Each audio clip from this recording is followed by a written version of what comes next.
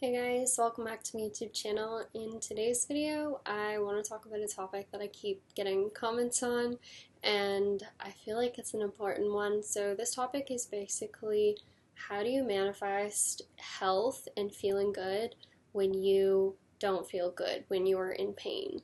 And I feel as though I can speak on this subject because I have some experience with this, and I feel like maybe this is the right time to talk about it, but so I'm going to tell you my story first and then kind of like share how that's relevant here and basically give you my tips on how I got through it and how I feel like it's possible to get through most things this way. So, yeah.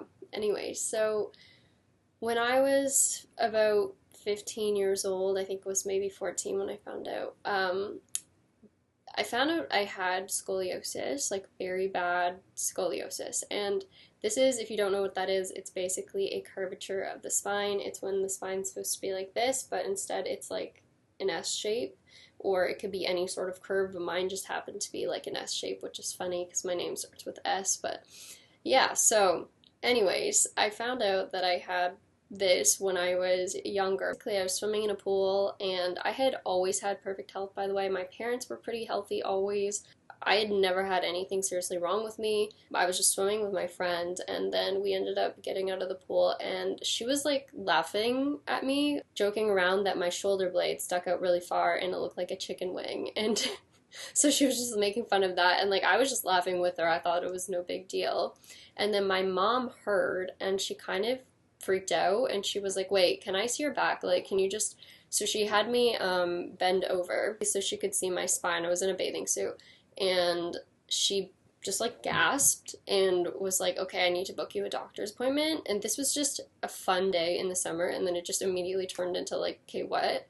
I was so confused about what was going on. So I had the doctor's appointment. Same thing. My doctor was kind of like a family friend, and she knew me forever. And she was like, I'm sure she's fine. She's never had any issues.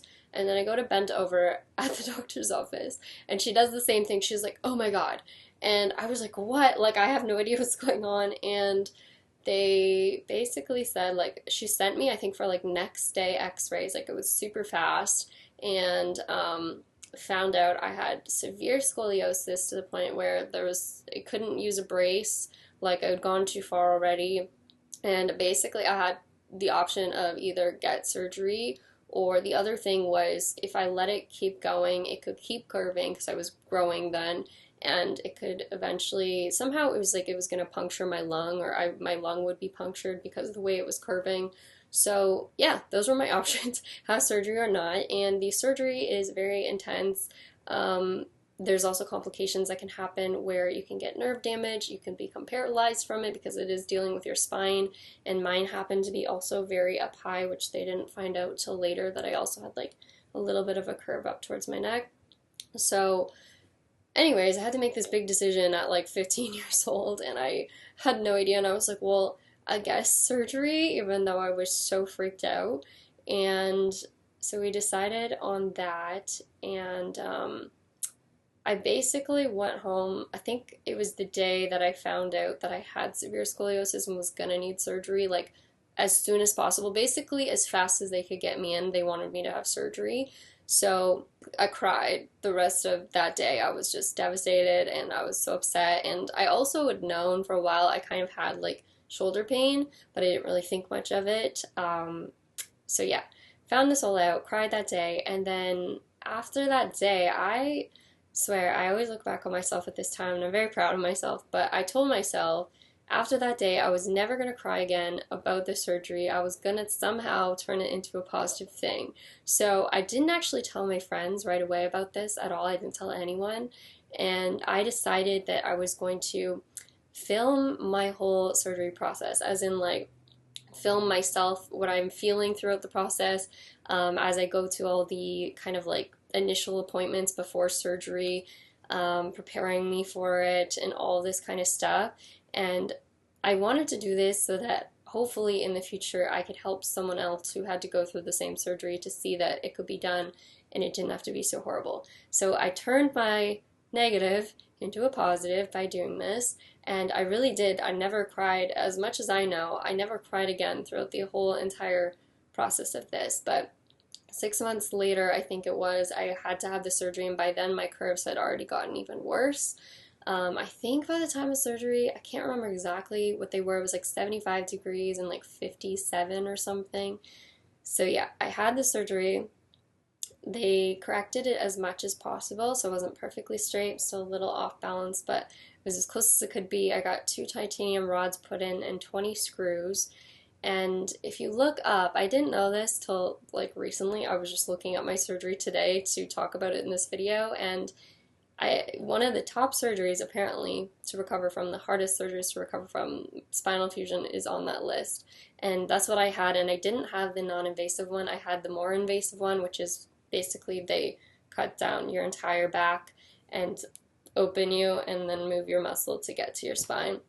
So yeah, that's the surgery that I had, and took 6 hours. After surgery, I remember like the worst part was sitting up for the first time. They make you sit up like right away. It's part of the process, but it sucks so much because you're in so much pain after the surgery, and you sit up for the first time and it feels so wrong. Like there's something in your back, you can feel it all, like it doesn't feel right. It's like when, if you've ever had braces in your mouth or something, like it's like that. It's like but it's in your whole back and it just doesn't feel right.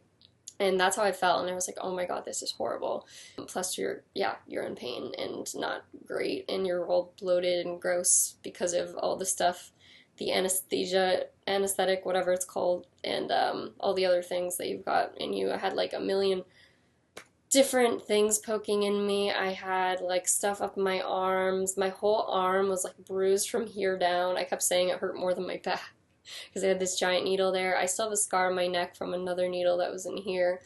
So yeah, that was fun. I was like fluid filled too. I remember the first time I saw myself in the mirror after surgery, I panicked thinking that's what I now looked like, because it looked like I had no neck because my face was so swollen. Anyways, and I also woke up 2 inches, about just under 2 inches taller, which was interesting because my spine had been straightened. So technically I would have been a little bit taller if I never had scoliosis. But yeah, so I was going through this process, and I had like a morphine pump I could press if ever I needed to, because obviously it's in pain, and they apparently said I did not press it as much as I could have. I could have pressed it a lot more, so I was pretty proud of that. I don't know what I was trying to prove, but yeah, so that all happened, and I spent some time in the hospital, and I had to basically learn how to walk again in a way. It was very weird. Like I said, sitting up even. I couldn't sit up on my own. I had to have someone sit me up. I had to have someone roll me over in bed. I couldn't go to the washroom for the first few days by myself. Like, it was a totally new experience. I've always been very independent, so I hated it. But yeah, eventually, like I said, they would make you get up and walk at weird hours of the day. I'd have this nurse come in and yell at me to get up, like, in the middle of the night, and they would have to lift me, and then I would have to go walk down the hall, and I would be like, I think I cried then, I'm not gonna lie. I think that was the last time I cried, was that walk, because I was so frustrated. She kept making me walk when I was in so much pain. But anyways, I was very positive, though. Like, I have video recording of all of this surgery where I was extremely positive throughout all of it. I tried to make jokes and like keep it light, and I think that's really what helped me, because what I'm going to say is that throughout this process, the healing process, it takes about at least 6 months before you start to get anywhere back to normal. It takes a full year to really be like completely normal, I would say. But my surgeon found that I had a very fast recovery time compared to most people. I recovered much faster than most people do from this surgery.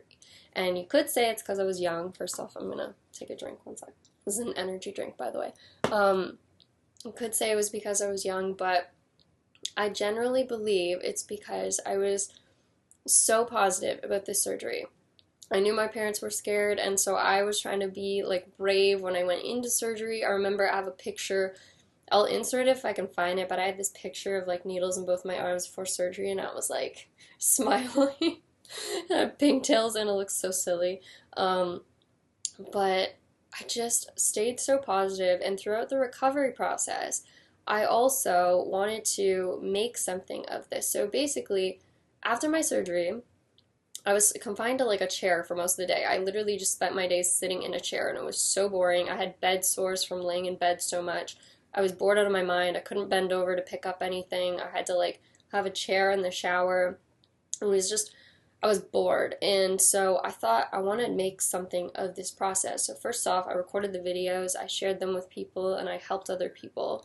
But I also decided that because of this surgery, I wanted to become stronger because they'd cut the muscle in my back and I felt super weak, super skinny, like I had nothing to me.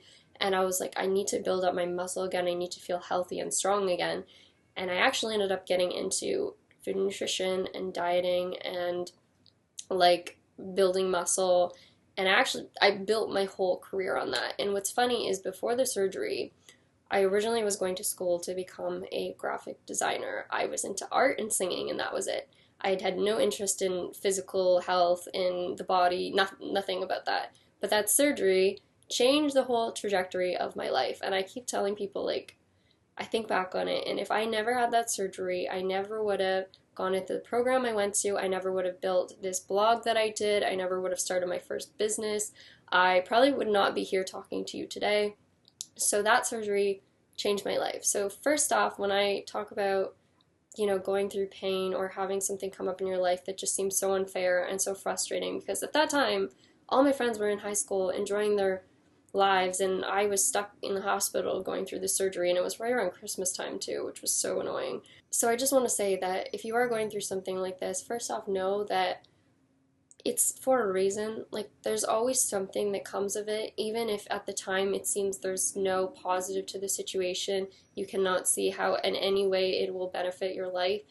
Just know that there always is a reason for everything happening. And you can also look at it like sometimes you go through things so that you can help other people go through those same things. Like, you're there as a support for someone else in the future to tell them that you made it through that thing. So if anything, think of it in that way. So that's one thing I want to say. But also, it motivated me, like going through that surgery, it motivated me to want to heal myself. So that's when I got into learning about nutrition. I became obsessed with learning about the body, reading studies, and I really just became like so knowledgeable on all subjects. And I competed in a bodybuilding competition, I think only a year to two, like a year after I had recovered from the surgery. I competed in a bodybuilding competition, I think. It was either a year or 2 years right after. Like, it was very soon after, but I started lifting weights like very quickly after. And that's the other thing, is that I recently found out by researching this surgery before this video that they say you should not lift more than 50 pounds after surgery because it can cause issues with, like the way that your spine is fused, like it can cause too much pressure on it.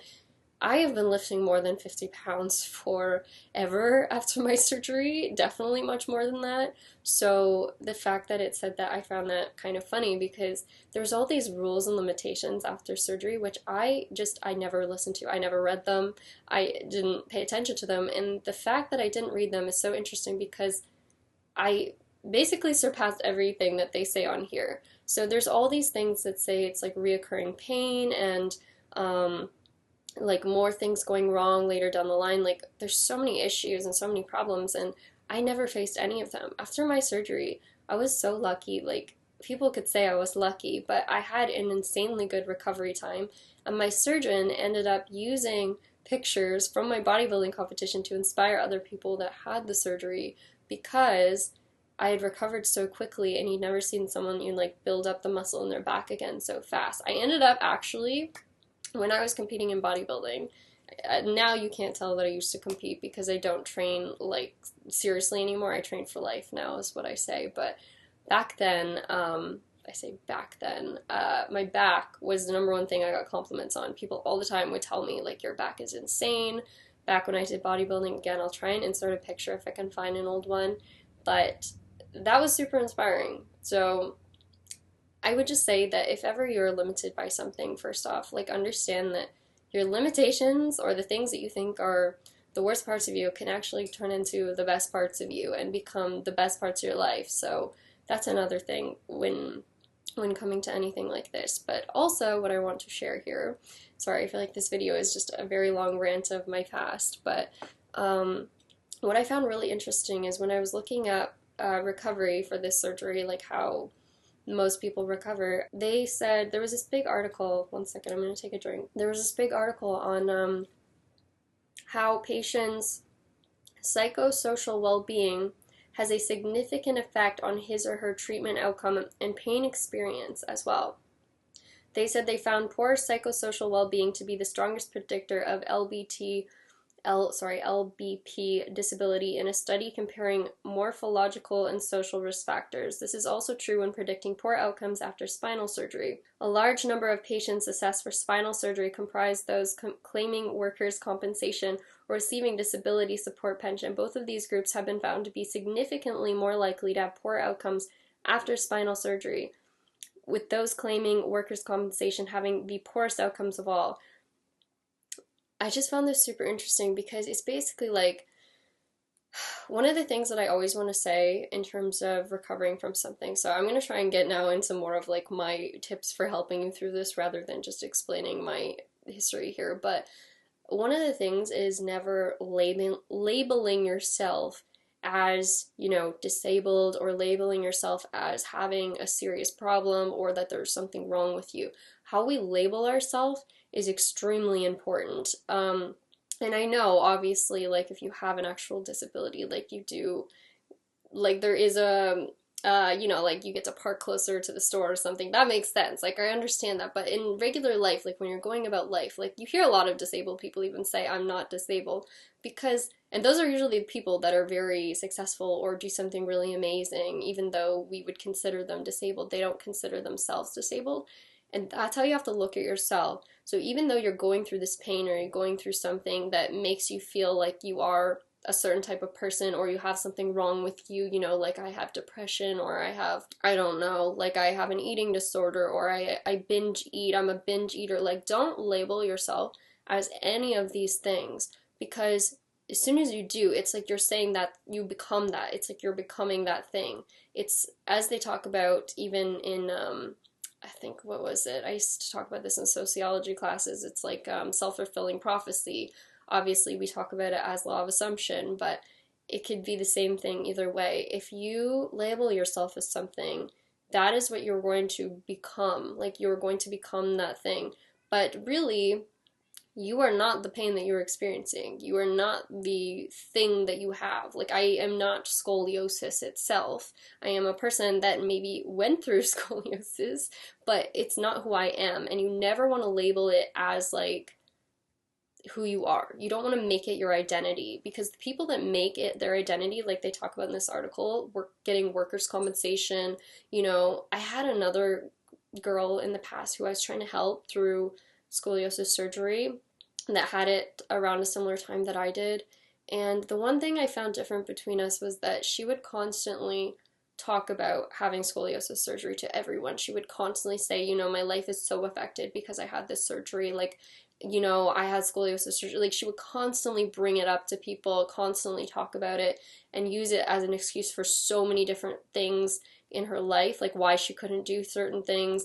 Meanwhile, I'm over here like, I would never say that it could limit me in any way. I was always like, I'm going to be doing all the same things I want to do, regardless of if I had the surgery, and I would never let it be a determining factor in my life.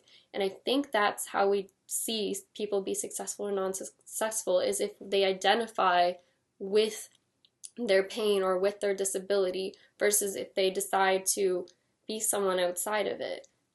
So I guess that's the number one thing I would say, is don't label anything. Don't label yourself as having something wrong with you, right? I think that's the best way I guess I can describe it for right now. Alright, so the next point that I have for this, again, I will get to some more points that relate more into, I guess, manifestation as well, but I just want to get across these points first. Another thing I would say is don't research. Don't try to figure out everything about what you have or what's wrong with you. If I ever get any sort of like sickness now, if I feel any sort of pain, I never research it. I try my absolute best not to research anything. If I have my cats are experiencing something, I don't research that either. Like I immediately go to assume that everything is fine. Like I immediately go to assume that there is nothing wrong. I don't go searching to find a reason, because if your mind finds a reason for something happening, if they can go, as we talk about, people search online, they say, "Oh my God, I'm dying" or something, it's because they're going searching for an answer, right? There is, like, there does not have to be an answer to everything that you feel or every pain that you have. Instead of trying to, research every last thing about it, like, try just letting it go. As in, unless it's something that's super serious that you need to get help with, because obviously there are times where things like that come up. Try your best just to ignore all the noise, ignore all the conversations about it, all the things people are saying, like it could be, because that only gives your subconscious mind more ideas and more ways it can express itself through you. So, like, if you start to believe something is a certain thing, you will manifest that into your experience, right? Like we see that all the time where people have a certain pain and, you know, they make a huge deal out of it. Like they're like, I just always have this pain. I'm sure it could be this or this or this. You start to freak yourself out by thinking of all the possibilities it could be. And why do we always go to the worst case scenario rather than assuming it's like the one thing that it probably could be, which is like a very simple explanation or something. We always think it's like the worst possible scenario. So my best advice is don't do that. Immediately assume it is nothing serious. Immediately assume that it's like the least worst option you could possibly think of, because this has helped in so many ways for me.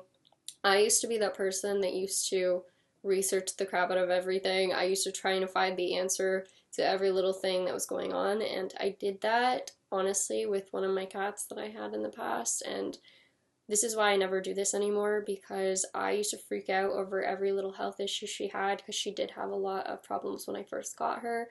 And eventually, I think because of my stress, like, she ended up passing from something within 3 months of me getting her. But she was sick when I got her, to be fair. But I was just so freaked out about everything. I was giving them the best possible food I could find. I was, just overthinking everything. That's the other thing. Don't, like, try to find the answer to everything. As in, like, don't think you have to eat like the absolute perfect diet and you have to take this certain medication to heal. Like, don't give, I don't know, don't like put conditions on what you have to do to get better as well. Like, don't think there's something specific you have to do to get better. Like, you can just get better because you get better.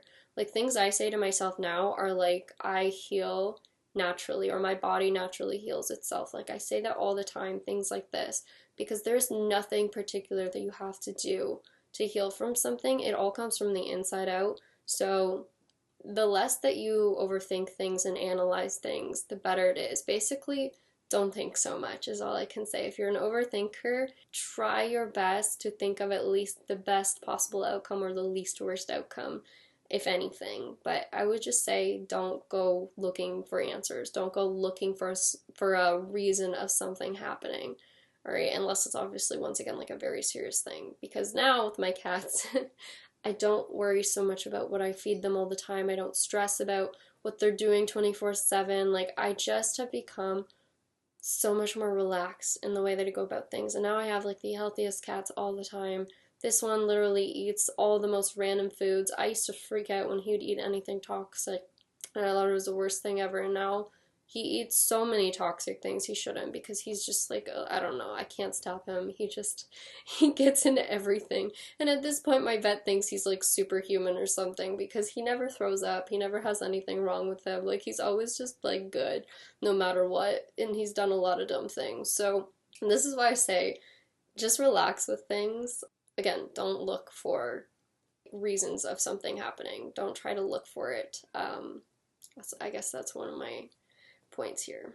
Another thing I would say is don't feel bad for doing things that make you feel better in the short term. Like, I know we're big on this channel on manifestation, on the fact that everything comes from us, but one thing I would say is don't feel bad for needing to, to take medication or to, I don't know, do certain things that make you feel better that are like conventional methods, like eating better or working out a bit. Like those things can be helpful as well, because every time that you feel a little bit better, like that's going to be making a difference. What I would say is, like, for example, for me, I used to not take Advil sometimes because I would be like, you know what, no, I can manifest like healing this on my own.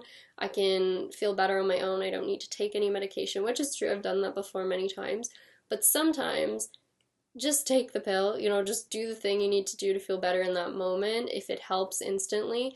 And then what you want to do is every time you do feel a little bit better, even if it's the smallest bit better, focus on that feeling. Focus on how good that feels to feel that little bit better, and be like, like, this is progress. Or just every time you feel good in any way, or you feel a little bit better than the day before, like really emphasize that, really feel into that and think about that, and pat yourself on the back too at any time that you've done something that makes you feel better in any sort of way. You really just want to focus on the good going on. So even if you are in pain all of the time, even if there's constantly things that don't feel good going on in your body, whatever, like if there's some part of you can focus on that's good, that does feel better, even if it's just slight, like really try to put your focus on that whenever you can, and remind yourself that you are getting better, is what I would say. So a lot of the time with manifestation, people want to say things like, I am healed, or I'm healthy, or something like this, but this doesn't always work when you're in the midst of feeling horrible. Like,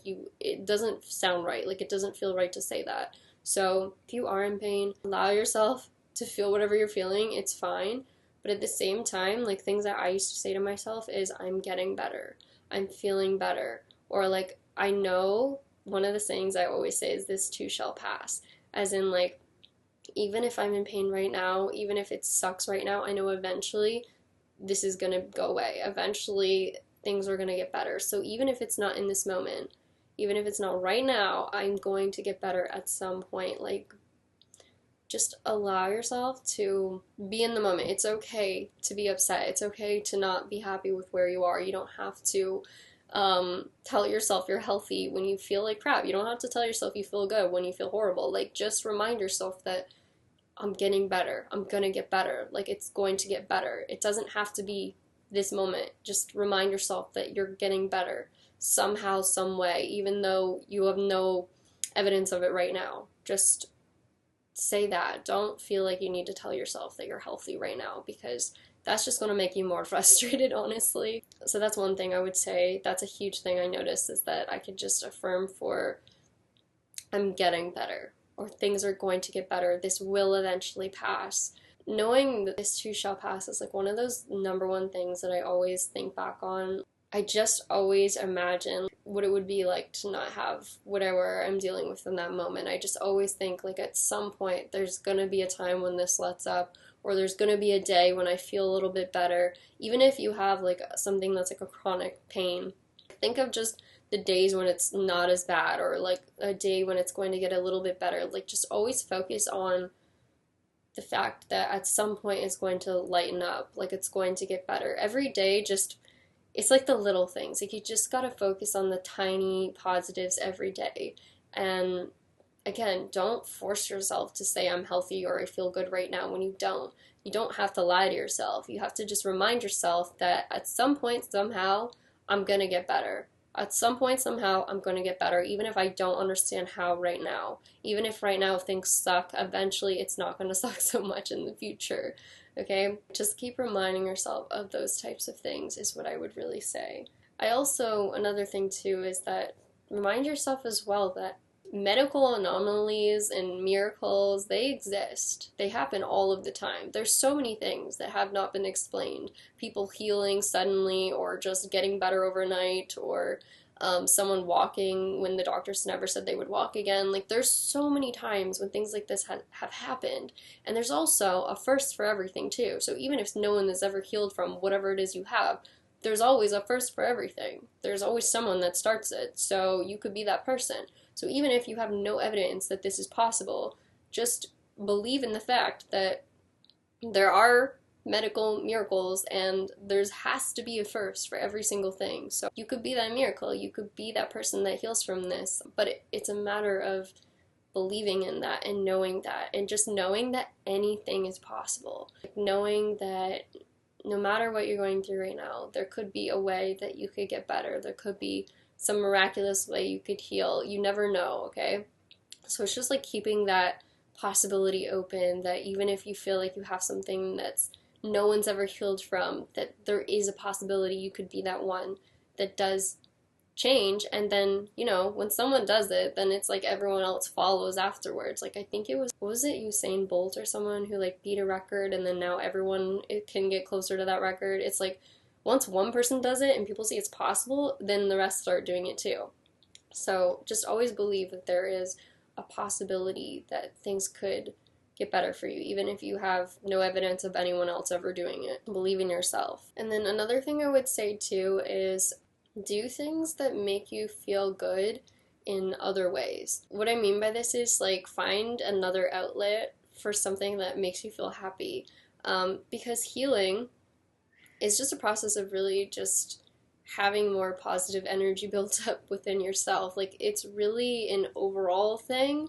It's not just like reminding yourself you're getting better. It's also having other things in your life that also can bring positive energy towards you, because the more positive energy you have within you that you are spreading, that is around you, like the faster you will heal. Just because, just like when people say like having a support team is super important, or having people that motivate you, or being around the right people, but this can also be just within yourself, like doing things in your day-to-day routine that make you feel happy in some way can also help. Even if you are in pain, if there's something you could do that makes you feel good in some way, then do that thing. So like for me, it was making videos on my surgery. It was helping other people go through it. That made me feel good to do that. So I feel like that also helped with my healing process, because I was focusing on something else, like my attention was somewhere else, and it was in a positive way. So as long as you can keep your attention on like something good and positive, it doesn't really matter what that thing is. As long as it makes you feel good, that's all that matters. So like, even if it's just taking a bath, I always talk about this for some reason. I think I just really like taking baths. But if it's taking a bath, or if it's going for a walk, or if it's, I don't even know, watching your favorite movie or something, just doing any activity every single day that just makes you feel good. Just doing like one thing a day that makes you feel happier in some way, or helping someone in some way. Whatever makes you feel good, do those things. Even if it seems unrelated to what you're going through, do those things, because it's an overall thing. Like, it's an overarching picture. Like, as long as you are more in a positive energy, it will help you in all areas of your life. Alright, and then I think like one of my last things too would be saying that even in the worst times, when you're going through the worst of it, if you can't do anything else, just remind yourself you're okay. You're gonna be okay. Sometimes it's just a matter of talking to yourself as if you are a child, being kind to yourself, being understanding, listening to yourself, talk it out with yourself, however you're feeling. Cry if you need to. I talk about this in other videos, but it's so important to allow yourself to feel whatever you're feeling and to talk it out. Someone else had a suggestion once, which I kind of have been doing and didn't really think about, but if you ever need to talk to someone and you don't have someone to talk to, and you don't really like just talking to yourself, you can also just type it out on ChatGPT. I know some people feel like their information's out there if they type on it, but like, honestly, if you're just talking about random stuff about how you're feeling, just type it out on there. I know it's AI, but it will give you a response, and it will help you to feel like you're talking to someone. You can even tell it to respond to you as like whoever you want it to respond to you as, so like a spiritual teacher, or someone with like a great knowing of certain things. Like, you can just ask it to respond as anyone, and so you can even ask it to respond to you as like Morgan Freeman or something, I don't know, whoever you feel like talking to, and it will respond to you in that way. And I find that's a great way to feel better too. You just basically dump everything you need to say to it, and just, you know, let it give you a response. Even if the response isn't that helpful, the actual just putting everything out, like letting everything out, helps you to feel better. And you can use this for all areas of your life, but I just mean in terms of talking about pain and feeling sad about things you can't do or feeling upset that this won't get better, just talk it out. Say all that stuff to it. Just dump everything. Get it out of you, basically. Get it out of your mind. Get the negative energy out. Speak it out in some way, or just yell it out if you need to. Cry it out. Whatever you need to do, get rid of that built up energy that's in you.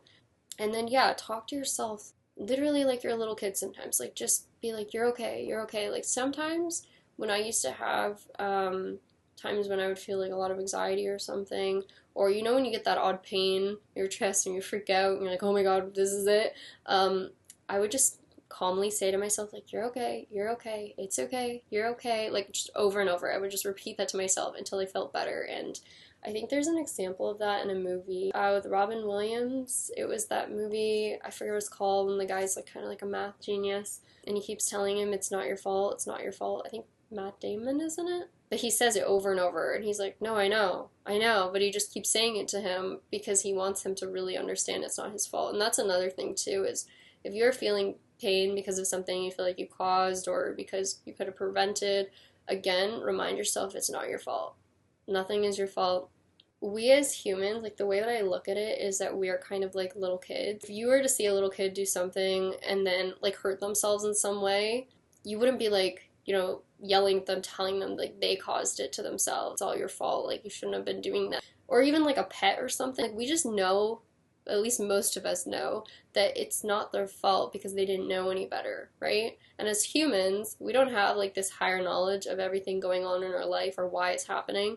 So if something's going on which you feel like you caused, remind yourself it's not your fault. You did the best you could at the time with the knowledge that you had.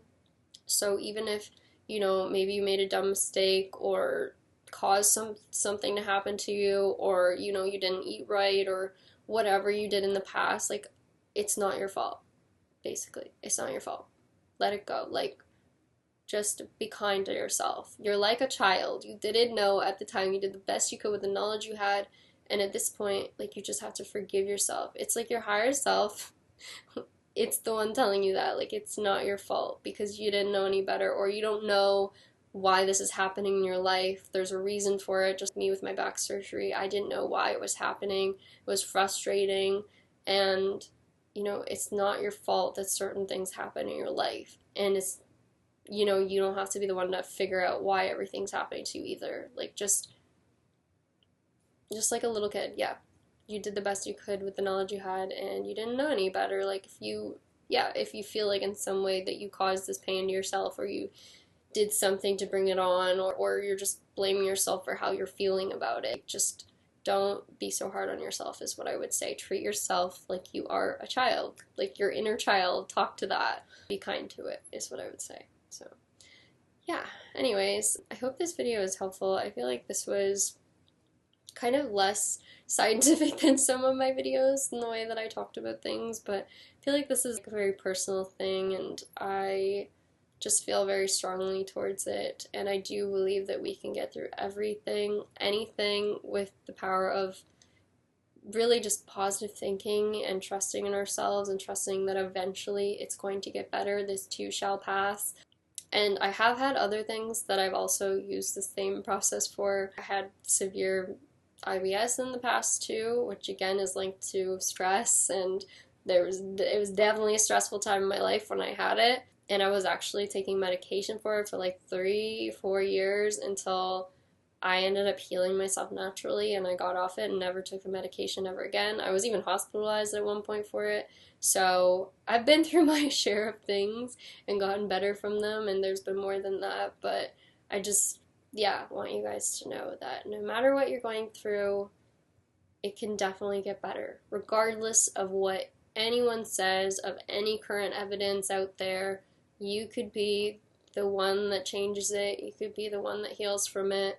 Even if there's no light at the end of the tunnel, like, you yourself could become that light. You could become the reason for change. Like, sometimes we find ourselves in a darker place, and you have to become the light. If there's no light around you, if there's no hope around you, then you got to become that yourself. You got to become the miracle yourself, basically. Instead of searching for it outside yourself, search for it within yourself, is what I would say. So, anyways, thanks again for watching. Comment, like, and subscribe if you enjoyed this video. I will try to respond again to more of the video suggestions that I have. I know I just made a post about that, so if you have more suggestions, leave a comment here or comment on my post on the community tab, where I will try to take more of your topics into account when making future videos. I do have some stuff I also want to bring up myself in my next videos, but I will always pick from your list of topics as well. I find some of them can relate to what's going on in my life currently, so I like to kind of move about them that way, just intuitively, whatever feels good that day. So